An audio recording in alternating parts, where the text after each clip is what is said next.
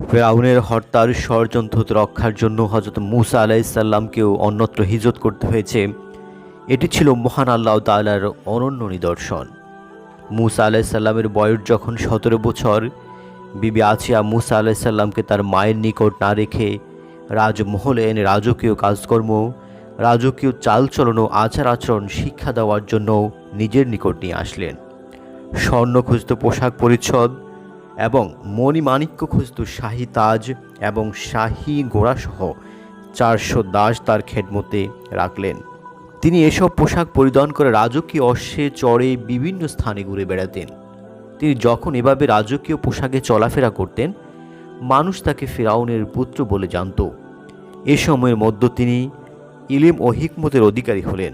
আল্লাহ পাক ইরশাদ করেন, আর যখন তিনি উপযুক্ত পরিচর্যা পেয়ে পূর্ণ যৌবনে পদার্পণ করেন এবং দৈহিক শক্তি ও বিবেক বুদ্ধির পরিপক্কতা অর্জন করেন, তখন আমি তাকে ইলেম ও হিকমত শিক্ষা দান করলাম। ফেরাউন ছিল কিপ্তি সম্প্রদায়ের লোক। কিপ্তিরা যখনই সুযোগ পেত তখনই বনি ইসরায়েলের লোকদের উপর অত্যাচার ও জুলুমের হাত প্রসারিত করত। হযরত মূসা আলাইহিসসালাম যৌবনে পদার্পণ করে এ পরিস্থিতি অনুভব করেন। ইতিমধ্যে তিনি যে বনি ইসরায়েলি তা জেনেছেন ও বনি ইসরায়েলের এই অসহায় অবস্থা দর্শনে তিনি অত্যন্ত ব্যথিত হতেন। দেখতে দেখতে হযরত মূসা আলাইহিসসালাম পরিণত বয়সে পদার্পণ করলেন। আল্লাহ পাক মূসা আলাইহিসসালামকে জ্ঞান বিজ্ঞানে পারদর্শিতা দান করেছেন। আর প্রত্যেক নবী নবুয়ত লাভের পূর্বে উচ্চ মার্গের অলি হয়ে থাকেন। তাই মহান স্রষ্টা সম্পর্কিত জ্ঞান তার ছিল। তিনি জানতেন যে মহান স্রষ্টা সমগ্র জগতের রব, অথচ ফেরাউন নিজেকে রব বলে দাবি করছে। তাই তিনি আসল রব সম্পর্কে মানুষের সাথে ধীরে ধীরে আলাপ আলোচনা করতে লাগলেন। সত্য দিন সম্পর্কে তাদেরকে অবগত করা শুরু করলেন। হযরত মূসা আলাইহিসসালাম দিন প্রচার শুরু করার পর কিছু লোক তার অনুসারী হওয়ার পর ফেরাউনের নিকট এ খবর পৌঁছল যে হযরত মূসা আলাইহিসসালাম ভিন্ন দিন প্রচার করছেন আর তাকে প্রতিপালক স্বীকার না করে অন্য কাউকে প্রতিপালক স্বীকার করার প্রতি লোকদের আহ্বান করছেন। এ সংবাদ জানতে পেরে ফেরাউন তার শত্রু হয়ে পড়ল এবং তাকে হত্যা করার জন্য গোপন কৌশল অবলম্বন করল। মূসা আসিয়ার অত্যন্ত আদরের পাত্র। আসিয়া যদি হত্যার পরিকল্পনা জানতে পারে তবে যে কোনো মূল্যে মূসাকে রক্ষা করবে। কিন্তু ফেরাউন এত সতর্কতার পরও তার গোপন পরিকল্পনা প্রকাশ হয়ে পড়ল। আর আসিয়া ফেরাউনের অসৎ পরিকল্পনার কথা জানতে পেরে ফেরাউনকে বললেন, আপনি এ কি করতে চাচ্ছেন? এত আদর সোহাগ দ্বারা যে সন্তান বড় করলাম, অন্যের পরামর্শে আজ তাকে হত্যা করে ফেলার জন্য? তা কিছুতেই হতে পারে না। কতগুলো লোক তার শিশুকাল থেকেই তার পিছনে লেগে আছে। তারা চায় না আপনার উত্তরাধিকারী হোক। তাই তারা সুপরিকল্পিতভাবে চাচ্ছে কিভাবে আমাদের কোল খালি করা যায়। ইতিপূর্বেও তারা তাকে অনর্থক অপবাদ দিয়েছিল। পরীক্ষা নিরীক্ষা যাচাই বাছাইয়ের পর তাদের অপবাদের অসারতা প্রমাণিত হয়েছে। আবার তারা আরেক নতুন ষড়যন্ত্রে মেতে উঠেছে। ফেরাউন আছিয়ার বক্তব্য শুনে অনেকটা নমনীয় হলো এবং বলল, আছিয়া, বিষয়টি সম্পূর্ণ অসত্য বলে উড়িয়ে দেওয়া যায় না। কিছুদিন ধরে তার আচার আচরণে তাদের দাবির সত্যতার প্রতি ইঙ্গিত পাওয়া গেছে। আছিয়া বলেন, এটা কোনো ব্যাপারই নয়, কেননা যৌবনকালে মানুষ কিছু এদিক ওদিক করেই থাকে। বয়স বৃদ্ধির সাথে সাথে তা ধীরে ধীরে ঠিক হয়ে যাবে। তবে যদি মনে করেন যে সে শহরে থেকে জনগণের মধ্যে বিশৃঙ্খলা সৃষ্টি করে, তাহলে শহর থেকে দূরে কোনো গ্রামীণ পরিবেশে তাকে থাকতে দিন, যাতে শহরের মানুষ তার প্রভাব মুক্ত থাকে। ফেরাউন দেখল যে আছিয়ার বক্তব্য যুক্তিপূর্ণ, তাই আছিয়ার প্রস্তাবকে মেনে নেওয়া উত্তম। কারণ একদিক দিয়ে স্ত্রীর মন রক্ষা হলো, আবার মূসার কর্মকাণ্ড হতে শহরবাসীও নিরাপদ রইল। তাই ফেরাউন মূসা আলাইহিসসালামকে শহরের বাইরে থাকার সুবন্দোবস্ত করে দিল। ফেরাউনের সিদ্ধান্ত অনুযায়ী মূসা আলাইহিসসালাম গ্রাম্য এলাকা বসবাস করতে লাগলেন। তবে কখনো কখনো ফেরাউনের লোকদের দৃষ্টি এড়িয়ে শহরে আসতেন। একদিন দ্বিপ্রহরে তিনি শহরে প্রবেশ করেছেন। এই সময় সাধারণত শহরের লোকেরা নিদ্রামগ্ন থাকত। শহর থাকতো অনেকটা নীরব শান্ত। তিনি দেখলেন অদূরে দুজন লোক ঝগড়ায় লিপ্ত। তাদের একজন বনি ইসরায়েলি, অপরজন কিপ্তি সম্প্রদায়ের। বনি ইসরায়েলি ব্যক্তির নাম সামিরি আর কিপ্তি হচ্ছে ফেরাউনের রাজকীয় বাবুর্চি সর্দার। সে অসহায় বনি ইসরায়েলির উপর জুলুম করছে। বনি ইসরায়েলি লাকড়ি কুড়িয়ে নিয়ে যাচ্ছিল, কিপ্তি তা কেড়ে নিতে চাইছে। বনি ইসরায়েলি হযরত মূসা আলাইহিসসালামকে দেখতে পেয়ে কিপ্তির হাত থেকে রক্ষার আবেদন জানায়।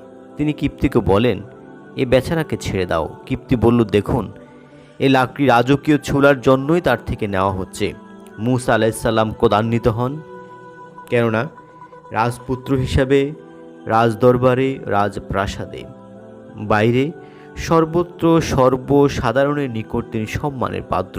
সবাই তাকে সমীহ করে, এমনকি রাজ কর্মচারীরা পর্যন্ত তার সাথে সম্মানজনক আচরণ করে। তাই এই কিপ্তির উচিত ছিল তাকে দেখেই এই ন্যাক্কারজনক কাজ থেকে বিরত থাকা, অথচ সে তা তো করেইনি। তদুপরি তিনি বলা সত্ত্বেও এই অন্যায় কাজ থেকে বিরত হলো না, বরং তিনি তাকে বিরত থাকার নির্দেশ দিলে সে অশোভনীয় উত্তর প্রদান করে। এতে তার ক্রোধ আরও বাড়ে। এক পর্যায়ে হযরত মূসা আলাইহিসসালাম কিপ্তিকে একটি ঘুষি মারেন। এক ঘুষিতে সে মারা যায়। এ সময় সেখানে অন্য কোনো লোক ছিল না বিদায় ঘটনা প্রকাশ পাওয়ার কোনো আশঙ্কা ছিল না। আর বনি ইসরায়েলি ব্যক্তি তো এই ঘটনা প্রকাশ করারই কথা নয়, কারণ তাকে রক্ষা করতে গিয়েই তো এই দুর্ঘটনা সংঘটিত হলো। বনি ইসরায়েলি এবং হযরত মূসা আলাইহিসসালাম নিরাপদে ঘটনাস্থল থেকে সটকে পড়েন। এই ঘটনা সম্পর্কে পবিত্র কোরআনে আল্লাহ তাআলা বলেন, আর তিনি একদিন শহরে এমন এক সময় উপনীত হলো যখন তথাকার অধিকাংশ বাসিন্দা নিদ্রায় থাকায় বা অসতর্ক ছিল। তখন তিনি দুজন লোককে কলহে লিপ্ত দেখলেন, একজন তার সম্প্রদায়ের আর অপরজন তার শত্রু সম্প্রদায়ের। অতএব তার সম্প্রদায়ের লোকটি শত্রু সম্প্রদায়ের লোকের বিরুদ্ধে তার সাহায্য কামনা করেন। তখন তিনি তাকে ঘুষি মারলেন, এতেই তার কর্ম শেষ হয়ে যায়। কিপ্তির মৃত্যুজনিত দুর্ঘটনা হযরত মূসা আলাইহিসসালাম মনে মনে খুবই লজ্জিত হন। যদিও ব্যাপারটা তার অনিচ্ছা সত্যি ঘটেছে, তবুও এটা তার মানসিক পীড়ার কারণ হয়ে দাঁড়ায়। কিপ্তিকে হত্যা করার তার কোনো ইচ্ছা ছিল না। ইচ্ছা ছিল মজলুম বনি ইসরায়েলিকে কিপ্তির জুলুম থেকে রক্ষা এবং উভয়ের ঝগড়ার অবসান ঘটানো। এক ঘুষিতেই পাষণ্ড কিপ্তি অক্কা পেতে পারে, এটা ছিল তার ধারণার বাইরে এবং তিনি খুবই অনুতপ্ত হন। পবিত্র কোরআনে ইরশাদ হচ্ছে, এ তো শয়তানি কর্ম, নিশ্চয়ই সে তোমাদের প্রকাশ্য শত্রু, বিভ্রান্তকারী। অনুশোচনা প্রকাশ করে ইচ্ছার বিরুদ্ধে ঘটে যাওয়া দুর্ঘটনাজনিত কাজের জন্য তিনি আল্লাহর দরবারে ক্ষমা চাইতে থাকেন। আল্লাহ তাআলা পবিত্র কোরআনে ইরশাদ করেন, তিনি বলেন, রব, আমি আমার উপর জুলুম করেছি, সুতরাং আপনি আমাকে ক্ষমা করুন। তখন তিনি তাকে ক্ষমা করে দেন। তিনি অতিশয় ক্ষমাশীল, অতীব দয়ালু। হযরত মূসা আলাইহিসসালামের দ্বারা কিপ্তির হত্যাকাণ্ড সংঘটিত হওয়ায় সাধারণত প্রশ্ন জাগে, তিনি প্রকারান্তরে এক জুলুমের প্রতিরোধ করতে গিয়ে আরও জুলুম করেছেন। সংশ্লিষ্ট বিষয় সম্পর্কিত শরীয় বিধান না থাকার কারণে এই প্রশ্ন জাগাটা স্বাভাবিক। এ সম্পর্কে শরীয় বিধান হচ্ছে, নিহত কিপ্তি ছিল হরবি কাফের, সে কোনো ইসলামী রাষ্ট্রের অনুগত বাসিন্দা কিংবা মূসা আলাইহিসসালামের সাথে তার সহাবস্থানের চুক্তিও ছিল না। কাজেই এই হত্যাকাণ্ড যদি ইচ্ছাকৃত সংঘটিত হতো তবু তা অপরাধ বিবেচিত হতো না। তদুপরি হযরত মূসা আলাইহিসসালাম কিপ্তিকে হত্যার উদ্দেশ্যে আঘাত করেননি, বরং একজন বনি ইসরায়েলি মুসলমানকে তার অত্যাচারের হাত থেকে রক্ষা করতে চেয়েছিলেন মাত্র। এতদ সত্ত্বেও অনিচ্ছাকৃত হত্যাকাণ্ড সংঘটিত হয়ে গেলে তিনি এই কাজকে ইবলিসি এবং গুনাহের কর্ম বলে সাব্যস্ত করে আল্লাহর দরবারে ক্ষমা প্রার্থনা করেন। আল্লাহ তার প্রার্থনা কবুল করে তাকে মাফ করে দেন। ক্ষমাপ্রাপ্ত হয়ে তিনি নিজের ভবিষ্যৎ কর্মপন্থা সম্পর্কে আল্লাহর সাথে প্রতিজ্ঞা করেন। পবিত্র কোরআনে এসেছে, মূসা নিবেদন করলেন, হে আমার রব, যেহেতু আপনি আমাকে অনেক অনুগ্রহ করেছেন, সুতরাং আমি কখনো অপরাধীদের সাহায্য করব না। কিপ্তির নিহত হওয়ার ঘটনায় মূসা আলাইহিসসালাম শঙ্কিত হয়ে পড়েন, কেননা তার দ্বারাই হত্যাকাণ্ড সংঘটিত হয়েছে। ফেরাউন কোনোভাবে জানতে পারলে আর রক্ষা থাকবে না। তাই তিনি এই ঘটনার প্রতি সাবধানে দৃষ্টি রেখে চলতেন। ঘটনা ফেরাউনের গোচরীভূত না হলেও হত্যাকারী জ্ঞাত না থাকায় কোনো ব্যবস্থা সম্ভব হচ্ছে না। যারা বিষয়টি ফেরাউনের কানে দিয়েছে তারা কিপ্তির হত্যাকারী যে কোনো বনি ইসরায়েলি হবে অনুমানের ভিত্তিতে এরূপ সাব্যস্ত করে প্রতিশোধ গ্রহণের দাবি জানায়।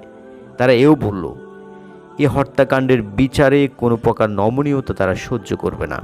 ফেরাউন কিপ্তি সম্প্রদায়ের গণ্যমান্য নেতৃস্থানীয় ব্যক্তিদের উত্তেজিত মূর্তি দেখে বলল, বিচার অবশ্যই হবে এবং অপরাধীকে দৃষ্টান্তমূলক শাস্তিও দেওয়া হবে, কিন্তু এর আগে সাক্ষ্য প্রমাণ সহকারে হত্যাকারী চিহ্নিত করতে হবে। অনুমানের উপর ভিত্তি করে অহেতুক কাউকে বা সম্প্রদায়কে দোষারোপ করা সঙ্গত নয়। ফেরাউনের নির্দেশে কিপ্তিরা শহরময়কে কিপ্তির হত্যাকারী তা তন্ন তন্ন করে খুঁজে ফিরে হত্যাকারী চিহ্নিত করে ব্যর্থ হয়। এদিকে মূসা আলাইসাল্লাম নিজেকে বাঁচিয়ে চলতে থাকেন। তার ভয়, যদি বনি ইসরাইলি তার নাম বলে দেয় তাহলে কিভাবে এ পরিস্থিতি সামাল দেওয়া যাবে। হত্যাকারীর অনুসন্ধান যথাযথ চলছে। এ ব্যাপারে ফেরাউনের সম্ভাব্য সিদ্ধান্ত এখনও অজ্ঞাত। তাই তিনি পরিস্থিতি পর্যবেক্ষণের লক্ষ্যে এই ঘটনার পর চুপিসারে শহরেই রাত কাটাতে লাগলেন। আবার কখনো শহর থেকে পল্লীর নির্ধারিত আবাসে গেলেও একেবারে প্রত্যুষে শহরে ফিরে এসে সঙ্গোপনে খোঁজ নিতেন, কেননা তিনি যদি শহরের অনুপস্থিত থাকেন আর বনি ইসরাইলি তার নাম বলে দেয় তবে ফেরাউনের লোকদের হাতে ধরা পড়ে যাবেন। এই ধরা পড়ার পরিণতি তার অজ্ঞাত ছিল না। তাই শহরে অবস্থান করলে তো এমন কিছু ঘটলে তৎক্ষণাৎ খবর পেয়ে যাবেন এবং পরবর্তী কর্ম নির্ধারণ সহজ হবে। এ চিন্তা করে তিনি লুকিয়ে শহরে অবস্থান করতে থাকেন। ফেরাউনের লোকেরা এখনও হত্যাকারীর সন্ধান করতে পারেনি। রাতের অবস্থান হয়ে আলোকোজ্জ্বল দিনের আগমন ঘটল। মূসা আলাইসাল্লাম ভীতশঙ্কিত অবস্থায় ঘর থেকে বের হয়ে আসেন। কোনো সংবাদ লাভের উদ্দেশ্যে ধীরে ধীরে চতুর্দিকে সতর্ক দৃষ্টি রেখে পথ চলছেন। কিছু দূর অগ্রসর হয়ে দেখতে পেলেন দু ব্যক্তি ঝগড়ারত। তন্মধ্যে একজন সে যাকে কিপ্তির কবল থেকে রক্ষা করতে গিয়ে মূসা আলাইসাল্লাম কর্তৃক অনিচ্ছাকৃত হত্যা সংঘটিত হয়েছে। আজও সে অন্য এক কিপ্তির সাথে ঝগড়ারত। মূসা আলাইসাল্লামকে দেখতে পেয়ে আজও সে কিপ্তির মোকাবিলায় সাহায্য প্রার্থনা করে। পূর্বের ঘটনার কারণে এমনিতেই মূসা আলাইসাল্লাম লজ্জিত ছিলেন। এ বনি ইসরায়েলি লোকটি সে ঘটনা সংঘটিত হবার মূল কারণ। আজ পুনরায় অনুরূপ ঘটনার পুনরাবৃত্তি, পুনরায় সাহায্যের জন্য আহ্বান। মূসা আলাইসাল্লাম বুঝে ফেললেন আসলে ঝগড়াঝাটি, কলহ, বিবাদ বনি ইসরায়েলি এই ব্যক্তির স্বভাবগত, নতুবা তাকে কেন্দ্র করে একটা দুঃখজনক হত্যাকাণ্ড ঘটে যাওয়ার পরেও সে সাবধান না হওয়ার কোনো কারণ থাকতে পারে না। তাই তিনি বনি ইসরায়েলের প্রতি মনে মনে খুব অসন্তুষ্ট হলেন। কিন্তু লোকটি স্বভাবগতভাবে কলহপ্রিয় হলেও নিজের সম্প্রদায়ের লোকে সাহায্য প্রার্থনা করেছেন। তাই তিনি কিপ্তিকে বিরত রাখার উদ্দেশ্যে সামনে অগ্রসর হন। ভবিষ্যতের জন্য বনি ইসরায়েলিকে সাবধান করে দিয়ে বলেন, তুমি খুবই পাজি মানুষ বটে, আগেও এমন ঝগড়া বাঁধিয়েছ, আজও সে ঘটনার পুনরাবৃত্তি করেছ। আসলেই তুমি ঝগড়ার স্বভাবের মানুষ। বনি ইসরায়েলি মূসা আলাইসাল্লামের হাবভাব কথাবার্তায় বুঝে ফেলল তিনি আজও খুবই রাগান্বিত হয়ে আছেন। তাকে লক্ষ্য করে মূসা আলাইসাল্লাম যে উপদেশপূর্ণ কথাবার্তা বলেছেন তাতে সে সন্দেহে পড়ে গেল। মূসা আলাইসাল্লাম ক্রোধান্বিত হয়ে কিপ্তির মতো হয়তো তাকেও আজ হত্যা করে ফেলবে। অমূলক ভীতি ও শঙ্কার কারণে সে চিৎকার করে বলে ওঠে, তুমি আমাকেও কি কিপ্তির মতো হত্যা করতে চাচ্ছ? কিপ্তি হত্যাকারী শনাক্তকরণে বনি ইসরায়েলির আজকের কথাই সাক্ষী হিসাবে যথেষ্ট। সুতরাং কিপ্তি বিবাদের পাট ঝুঁকিয়ে তাড়াতাড়ি কেটে পড়ে। কিপ্তি ও বনি ইসরায়েলের ঝগড়া এখানেই শেষ হলো বটে, কিন্তু কিপ্তি ঘটনাস্থল থেকে গিয়ে পূর্বের হত্যাকারীর অন্বেষণরত লোকদের কাছে ঘটনা সবিস্তারে বলল। সে এও বলল, স্বয়ং বনি ইসরায়েলি গতকালকের হত্যাকাণ্ড মূসার দ্বারা সংঘটিত হয়েছে বলে সুস্পষ্ট উল্লেখ করেছে। এই ঘটনা হযরত মূসা আলাইহিসসালামের জন্য বিরূপ আকার ধারণ করে। কিপ্তি হত্যাকারী অনুসন্ধানকারী অনতিবিলম্বে ফেরাউনকে এই ঘটনা অবহিত করে। ফেরাউন তো পূর্ব থেকেই মূসা আলাইহিসসালামের প্রতি সন্দেহ পোষণ করে আসছিল। এই ঘটনা তার সন্দেহ বাস্তব বলে সাব্যস্ত হয়। তাই সে কাল বিলম্ব না করে মূসা আলাইহিসসালামকে গ্রেপ্তারের নির্দেশ দেয়। আজকের ঘটনার পর মূসা আলাইহিসসালাম খুব দ্রুত আত্মগোপন করে এবং পরিস্থিতি কোন দিকে মোড় নেয় তা খুব সতর্কতার সাথে নিরীক্ষণ করতে থাকেন। গ্রেপ্তারি পরোয়ানা জারির সাথে সাথে কিপ্তিরা তার খোঁজে শহরের অলিগলিতে ছড়িয়ে পড়ে। তাদের ধারণা সে এত বড় কাণ্ড ঘটিয়ে পালাবে কোথায়। শহর থেকে প্রধান সড়ক পথেই বের হতে হতো। তাই তারা সেখানেই লোকজনকে পাহারায় বসায় যাতে মূসা আলাইহিসসালাম কোনোভাবে পালাতে না পারে। গ্রেপ্তারি পরোয়ানা জারি হয়েছে তা তখনও তিনি জানেন না। মূসা আলাইহিসসালামের এক চাচাতো ভাই ছিলেন ফেরাউনের খুব বিশ্বাসভাজন। তিনি যদিও ফেরাউনের আস্থাভাজন, কিন্তু তার প্রভু উপাস্য হওয়ার দাবির প্রতি অবিশ্বাসী, এক আল্লাহতে বিশ্বাসী। তার এক আল্লাহর প্রতি ঈমান সম্পর্কে ফেরাউনের লোকদের কোনো কারণ জানা ছিল না। দরবারের লোকদের সবাই তাকে ফেরাউনের বিশ্বস্ত বলে সম্মান সমীহ করত। অধিকন্ত লোকেরা তাকে ফেরাউনের চাচাতো ভাই বলে জানত। তাই তারা নির্দ্বিধায় মুসা আলাইসাল্লাম সম্পর্কে গৃহীত সরকারি সিদ্ধান্তের কথা তাকে বলে। সে এই ঘটনা জানতে পেরে উপলব্ধি করলেন ভবিষ্যতে কঠিন বিপদ দিয়ে আসছে। এই মুহূর্তে মুসা আলাইসাল্লামকে সতর্ক করা না হলে সম্ভাব্য অঘটন সম্পর্কেও তিনি শঙ্কামুক্ত ছিলেন। ঐতিহাসিকদের অনেকে মুসা আলাইসাল্লাম এর চাচাতো ভাইয়ের নাম শামআন, আবার কেউ কেউ হেওকিল বলে উল্লেখ করেছেন। তিনি মুসার বিরুদ্ধে গ্রেপ্তারি পরোয়ানার কথা জানতে পেরে দৌড়ে শহরে আসেন। সাবধানতা অবলম্বন করে তিনি প্রধান সড়ক এড়িয়ে ছোট্ট গলিপথে শহরে প্রবেশ করে মুসা আলাইসাল্লামকে খুঁজে বের করেন এবং তার বিরুদ্ধে গ্রেপ্তারি পরোয়ানার কথা জানিয়ে বলেন, পালাতে হলে এখনই, আপনাকে হত্যার সিদ্ধান্ত নিয়েছে, সুতরাং অবিলম্বে পালান। আমি আপনার হিতাকাঙ্ক্ষী, সুতরাং আমার হিতোপদেশ গুরুত্ব দিতে ভুল করবেন না। গ্রেপ্তারি পরোয়ানার খবর শুনে হযরত মুসা আলাইসাল্লাম মিশর হতে অন্যত্র চলে যাওয়ার সিদ্ধান্ত নিয়ে খুব সতর্কতার সাথে শহর হতে বের হয়ে পড়লেন। ফেরাউনের অসংখ্য প্রহরীর পাহারা ভেদ করে কখন কোন স্থান দিয়ে মুসা আলাইসাল্লাম কীভাবে শহর হতে বের হয়ে পড়েছেন তা প্রহরীরা জানতেও পারল না। অতঃপর শহরের বাইরে এসে আল্লাহ পাকের শুকরিয়া আদায় করলেন, কিন্তু কোথায় যাবেন তা স্থির করার জন্য চিন্তা করতে লাগলেন, কেননা এর পূর্বে তিনি মিশরের বাইরে কোথাও যাননি। শেষ পর্যন্ত সিরিয়া অভিমুখে রওয়ানা হওয়ার সিদ্ধান্ত নেন। সিরিয়ায় মাদিয়ান নামক এক স্থানে বনি ইসরাঈলের কিছু লোক বসবাস করে, তাই তিনি মাদিয়ান যাওয়াই সমীচীন মনে করলেন। অতঃপর মহান আল্লাহর সহযোগিতা কামনা করলেন এবং মহান আল্লাহ তাকে সহজ পথ দেখিয়ে ফেরাউনের হাত হতে রক্ষা করলেন। মহান আল্লাহ তাআলা হযরত মুসা আলাইসাল্লামকে এভাবেই ফেরাউনের হত্যাকাণ্ড থেকে রক্ষা করেছেন। আমাদের সবাইকে মহান আল্লাহ তাআলা সঠিক পথে অনুসারী করুক।